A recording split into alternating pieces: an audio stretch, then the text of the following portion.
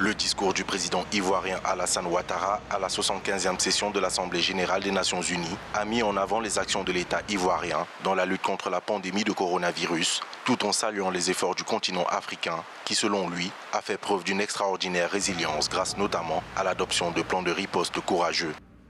Pour faire face à cette pandémie, mon pays, la Côte d'Ivoire, a adopté un plan de riposte sanitaire d'environ 171 millions de dollars US et un plan de soutien économique, social et humanitaire de 3 milliards de dollars US, destiné à soutenir le secteur privé et les ménages à revenus modestes. Le chef de l'État ivoirien a plaidé pour une annulation de la dette publique. Il a révélé que les besoins financiers de l'Afrique sont évalués à 100 milliards de dollars américains par an sur 3 ans, soit au total 300 milliards de dollars américains.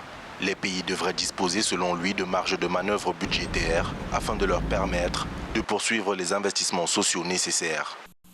Le monde doit enfin entendre l'appel des Africains à l'annulation de la dette publique de leur pays.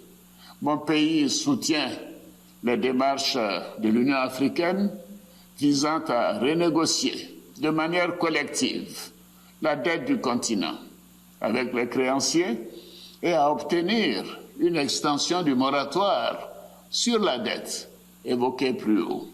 Mais il faut aller plus loin et agir sans plus tarder. Les pays africains ont besoin de solutions pérennes.